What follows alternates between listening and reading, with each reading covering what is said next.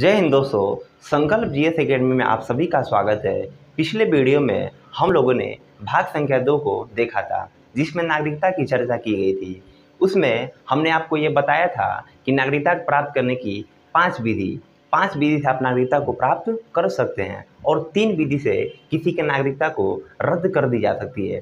आइए आज हम समझते हैं क्या होता है एनआरआई, क्या होता है पीआईओ और क्या होता है ओसीआई। इन सब की चर्चा करेंगे और साथ में हम ये भी देखेंगे कि क्या होता है एनआरई, क्या होता है एनआरओ और क्या होता है एफसीएनआर, और इनमें हम कुछ अंतर भी बताएंगे। आइए समझते हैं एनआरआई क्या होता है। एनआरआई देखिए, एनआरआई का फुल फॉर्म होता है non resident of India. NRI किसे कहते हैं? तो देखिए, वैसा व्यक्ति जो इंडिया को छोड़कर किसी अन्य कंट्री में चला गया हो, उसे ही हम एनआरआई कहते हैं। इसमें कुछ शर्तें दिया गया था। अब मान लीजिए हम हो गए किसी बिजनेस पर्पज़ या किसी अन्य एजुकेशनल पर्पज़ की वजह से, मान लीजिए हम अमेरिका चले गए 2-3 दिन के लिए, तो क्या आप हमें एनआरआई कहेंगे? ऐसा नहीं कहा जा सकता है। इसमें कहा गया है कि किसी भी व्यक्ति को एनआरआई तभी कहा जाएगा जब वे भारत को छोड़कर विदेश में 6 महीने या उससे अधिक समय तक रहा हो, उसे हम एनआरआई कह सकते हैं। देखिए, ये जो हमारे एनआरआई लोग होते हैं, देश में इनकी बहुत महत्वपूर्ण भूमिका होती है, क्योंकि ये तो एजुकेशन और टेक्निक भारत में सीखते हैं, लेकिन ये विदेशों में जाकर उसका प्रयोग करके बहुत मेहनत से पैसा कमाते हैं। देश की अर्थव्यवस्था में इनकी बहुत महत्वपूर्ण भूमिका होती है। हमारे जो 55 लाख हमारे भारतीय भाई हैं, वो विदेशों में जाकर खूब मेहनत करके पैसा कमाते हैं और वही पैसा इंडिया में भेजते हैं। इनकी अर्थव्यवस्था में एक बहुत महत्वपूर्ण भूमिका होती है। याद कीजिए 1998 का वो दिन, जब अमेरिका जैसे देशों ने भारत पर परमाणु परीक्षण का रोक लगा दिया, लेकिन उस समय हमारे प्रधानमंत्री श्री अटल बिहारी वाजपेयी जी ने अमेरिका के मना करने पर भी परमाणु परीक्षण किया, लेकिन अमेरिका ने भारत पर अम्बार्गो लगा दिया। अम्बार्गो के तहत कोई भी विदेशी न तो हमसे सामान खरीदता और न ही वो सामान को बेचता था। इसके तहत भारत की अर्थव्यवस्था पर बहुत बुरा प्रभाव पड़ने लगा। उस समय हमारे पास देश चलाने के लिए उतना पैसा नहीं था, लेकिन इन एनआरआई ने ही उस समय भारत को बहुत ज़्यादा सहयोग किया और खूब इंडिया में पैसा भेजा। अमेरिका जैसा देश चाह कर भी भारत माँ की इस अर्थव्यवस्था को कोई क्षति नहीं पहुँचा पाया। इन एनआरआई ने ही उस समय भारत की अर्थव्यवस्था में बहुत महत्वपूर्ण योगदान है। जिस प्रकार एक बॉर्डर पर सिपाही हमें आतंकवादियों से बचाता है, उसी प्रकार ही हमारे एनआरआई हमारे अर्थव्यवस्था को बचाकर रखे हुए हैं। ये एनआरआई भारत के लिए अपनी बहुत महत्वपूर्ण भूमिका निभाते हैं, तो भारत का भी कर्तव्य बनता है कि उन्हें कुछ अन्य सुविधाएं दी जाए। तो संसद ने कहा कि हमारे जो भी एनआरआई हैं, वो यदि विदेश से पैसा भेजते हैं तो उनके पैसा पर किसी प्रकार की कोई टैक्स नहीं लगाया जाएगा। इन एनआरआई लोगों को वोट देने का भी अधिकार है। इनके वोट को हम प्रॉक्सी वोट के नाम से जानते हैं। आगे हम समझेंगे डिटेल में कि क्या होता है प्रॉक्सी वोट। हम लोगों ने एनआरआई को समझ लिया, अब हम समझेंगे क्या होता है पीआईओ। देखिए, पीआईओ का फुल फॉर्म होता है पर्सन्स ऑफ इंडियन ओरिजिन। देखिए, पीआईओ एक तरह का कार्ड होता है। ये कार्ड उन्हें दिया जाता है जो जिनके माता पिता भारत के मूल नागरिक हो। जैसे मान लीजिए कोई भारतीय है और वह जाकर विदेश में रहने लगा, वहीं पर उसके संतान उत्पन्न हुए, उसके बाल बच्चे हुए, और जो उसके बाल बच्चे हुए वो विदेश की नागरिकता को ले लिए। अब मन कर रहा है उन्हें भारत में आने के लिए। जैसे मान लीजिए कोई भी विदेशी यदि विदेश से भारत आता है तो उसके साथ भारत में विदेशियों की तरह ट्रीट किया जाता है। जैसे यदि हम लोग ताजमहल देखने जाएंगे तो हम लोग से एक टिकट का 200 लिया जाएगा, लेकिन उन विदेशियों से एक टिकट का 600 रुपये लिया जाएगा। इसको देखा सरकार ने तो कहा नहीं, ऐसे नहीं होना चाहिए। यदि जिनके माता पिता भारत के मूल नागरिक हैं, यदि वे विदेश से भारत आते हैं तो उन्हें पीआईओ कार्ड दिया जाए, क्योंकि भारत की अर्थव्यवस्था में पर्यटन अपनी बहुत महत्वपूर्ण भूमिका निभाती है। पीआईओ के तहत उन्हें यह छूट दिया गया कि उनके साथ भी यदि वे विदेशी भारत में आते हैं जिनके माता पिता भारत के मूल नागरिक हैं, तो उनके साथ भारत में विदेशियों की तरह ट्रीट न करके भारत के आम नागरिकों की तरह ट्रीट किया जाएगा। लेकिन उन लोगों के साथ कुछ समस्या आने लगी। जैसे उन लोगों को हर 6 महीने पर अपना लोकेशन FRRO में देना पड़ता है, यानी कि फॉरेनर रीजनल रजिस्ट्रेशन ऑफिस में। और इन्हें हर 6 महीने पर ये बताना पड़ता था कि हम इस वक्त कहाँ उपस्थित हैं, और उनका वीज़ा लगता था, वीज़ा। इससे असुविधा उन लोग को महसूस होने लगा, तो सरकार ने देखा यह तो गड़बड़ हो रहा है, इसलिए 2015 में इसको रद्द कर दिया गया और उसके स्थान पर एक नया नियम OCI को लाया गया। आइए समझते हैं क्या होता है OCI। देखिए, OCI का फुल फॉर्म होता है ओवरसीज सिटीजन ऑफ इंडिया। इससे पहला था PIO।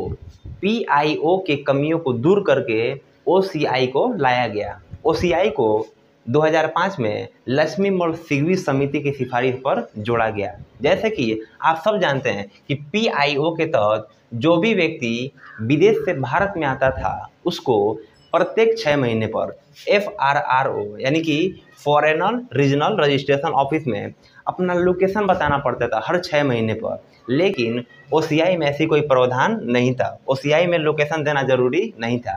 अब समझिए, PIO के तहत जो भी विदेशी विदेश से भारत आता था उसे वीज़ा की ज़रूरत पड़ती थी, लेकिन OCI में कहा गया कि वीज़ा की ज़रूरत नहीं पड़ेगी, आप जितना बार चाहें विदेश से भारत आ सकते हैं। अब समझते हैं ये वीज़ा क्या होती है। देखिए, किसी भी देश में जाने से पहले उस देश की अनुमति लेनी पड़ती है, उस अनुमति को ही हम वीज़ा के नाम से जानते हैं। जैसे 2014 के पहले अमेरिका ने नरेंद्र मोदी को वीज़ा देने से मना कर दिया, किंतु 2014 के बाद उस अमेरिका ने ही नरेंद्र मोदी जी को वीज़ा दिया और हाउडी मोदी जैसी कार्यक्रम को चालू किया। अब देखिए, पासपोर्ट क्या होता है? खुद के देश छोड़कर किसी दूसरे देश में जाने के लिए खुद के देश की अनुमति की आवश्यकता होती है, उस अनुमति को ही हम पासपोर्ट के नाम से जानते हैं। इस प्रकार हम लोगों ने देख लिया क्या होता है NRI, क्या होता है PIO और क्या होता है OCI। हम लोगों ने समझा क्या होता है पासपोर्ट और क्या होता है वीज़ा। यदि मान लीजिए कोई NRI है, उसको विदेश से पैसा भारत में भेजना है, वो पैसा आखिर कैसे भेजेगा? इसके लिए 1999 में फेमा एक्ट को लाया गया, यानी कि the foreign exchange management act को लाया गया। इस फेमा एक्ट में यही कहा गया कि यदि कोई NRI है तो वह अपना पैसा भारत में किस अकाउंट में भेजा गया। इसमें 3 प्रकार के अकाउंट की चर्चा की गई है। जैसे हम और आप सभी का अकाउंट नॉर्मल अकाउंट खोलते हैं, लेकिन जो NRI होते हैं वो 3 प्रकार से अकाउंट को खोल सकते हैं। पहला आपका होता है NRO, दूसरा होता है NRE और तीसरा होता है FCNR। आइए समझते हैं एक एक करके। सबसे पहले देखते हैं NRO यानी कि नॉन रेसिडेंट ऑर्डिनरी। इसमें क्या होता है इस अकाउंट में? देखिए, मान लीजिए हम विदेश कमा रहे हैं तो विदेशी पैसा को इस अकाउंट में हम भेज सकते हैं। लेकिन मान लीजिए मेरा इंडिया में भी कोई बिजनेस है और उस पैसा को हम NRO में जमा करना चाहते हैं, तो इस अकाउंट में विदेशी पैसा प्लस इंडियन पैसा दोनों जमा हो सकता है। लेकिन इसमें खराबी है, इसमें टैक्स बहुत ज़्यादा लगता है। इसलिए अधिकतर NRI को यह सलाह दी जाती है कि वह NRI अकाउंट को न खोलें। इसमें मान लीजिए हमने यूरो कमाया या डॉलर को कमाया, तो इसमें यह सुविधा दी जाती है कि आप जैसे ही इस अकाउंट में यूरो या डॉलर को रखेंगे वो करेंसी चेंज हो जाती है, यानी कि रुपये में वो चेंज हो जाएगा। इससे थोड़ा अच्छा आता है आपका NRE यानी कि नॉन रेजिस्टेंट एक्सटर्नल।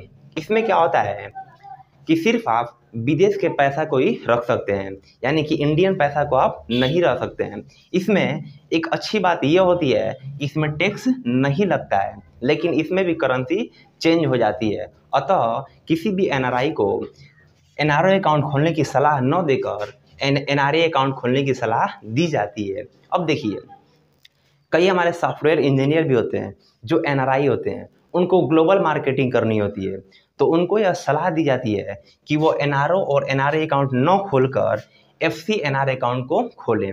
देखिए, जो अधिकतर ग्लोबल मार्केटिंग होती है वो डॉलर में ही होती है। अतः आप यदि इस अकाउंट में डॉलर को रखते हैं तो इसमें करेंसी चेंज नहीं होती है।